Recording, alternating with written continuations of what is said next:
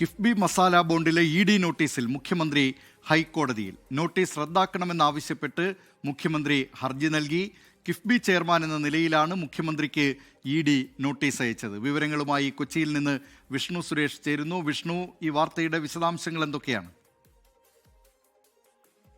Dileep, masala bond വഴി വായ്പയെടുത്ത തുക അത് വകമാറ്റി റിയൽ എസ്റ്റേറ്റ് വേണ്ടി ഉപയോഗിച്ചു. അത് ഫെമ ചട്ടലംഘനമെന്ന് ചൂണ്ടിക്കാണിച്ചാണ് ഇ.ഡി. അഡ്ജുഡിക്കേഷൻ കമ്മിറ്റി മുഖ്യമന്ത്രി അടക്കമുള്ള ആളുകൾക്ക് നോട്ടീസ് അയച്ചത്. കിഫ്ബി ഈ നോട്ടീസിനെതിരെ ഹൈക്കോടതിയിൽ പോവുകയും ഈ നോട്ടീസിന്റെ നടപടികൾ താൽക്കാലികമായി സ്റ്റേ ചെയ്തുകൊണ്ട് ഇന്നലെ സിംഗിൾ ബെഞ്ച് ഉത്തരവിറക്കിയിരുന്നു. ഇപ്പോൾ മുഖ്യമന്ത്രിയും ഈ നോട്ടീസ് റദ്ദു ചെയ്യണമെന്നാവശ്യപ്പെട്ട് ഹൈക്കോടതിയിലേക്ക് എത്തിയിരിക്കുകയാണ്.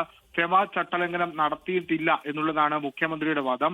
ഒപ്പം ഈ പെറ്റീഷനിലെ മറ്റു വിവരങ്ങൾ കൂടി അല്പസമയത്തിനകം തന്നെ ലഭ്യമാക്കാനാകും. അതായത് കിഫ്ബിക്ക് പിന്നാലെ മുഖ്യമന്ത്രിയും സമാനമായ നിലപാടെടുത്ത് ഈ ഇ.ഡിയുടെ നോട്ടീസിനെ എതിർത്ത് രംഗത്ത് വരുന്നു എന്നുള്ളതാണ് പ്രധാനപ്പെട്ട കാര്യം. കിഫ്ബി ചെയർമാൻ എന്ന രീതിയിലാണ് മുഖ്യമന്ത്രിക്ക് അഡ്ജുഡിക്കേഷൻ കമ്മിറ്റി നോട്ടീസ് അയച്ചത്. ഇ.ഡിയുടെ വാദമാകട്ടെ ഇതൊരു പ്രാഥമിക നടപടി മാത്രമാണ്. ഇത് കേവലം നിലവിൽ ഹൈക്കോടതിയിലേക്ക് പോലും വരേണ്ട കാര്യമില്ല. ട്രൈബ്യൂണലിൽ പോയ ശേഷം മാത്രമേ ഹൈക്കോടതിയിലേക്ക് വരാനുള്ള സാധ്യതയുള്ളൂ തുടങ്ങിയ കാര്യങ്ങളൊക്കെയാണ് ഇ.ഡി ഇന്നലെ കോടതിയിൽ പറഞ്ഞത്. അതായത് മുഖ്യമന്ത്രി കൂടി ഈ ഹർജി റദ്ദ് ചെയ്യണമെന്നാവശ്യപ്പെട്ട് കോടതിയിലേക്ക് എത്തുമ്പോൾ ഇനി അതിൽ ഇ.ഡി എന്ത് നിലപാടാണ് സ്വീകരിക്കാൻ പോകുന്നത് ഏറെ ശ്രദ്ധേയമായിരിക്കും. ഇന്നലെ കിഫ്ബി നൽകിയ ഹർജിയിൽ സ്റ്റേ കോടതി അനുവദിച്ചിരുന്നു. അതിനെതിരെ ഇന്ന് ഇ.ഡി വീണ്ടും ഹൈക്കോടതിയിൽ അപ്പീൽ നൽകിയിട്ടുണ്ട്. അപ്പോൾ 2 കേസുകളാണ്, ഹർജിയാണ് ഇതുമായി ബന്ധപ്പെട്ട് ഇപ്പോൾ ഹൈക്കോടതിക്ക് മുമ്പാകെ ഉള്ളത്.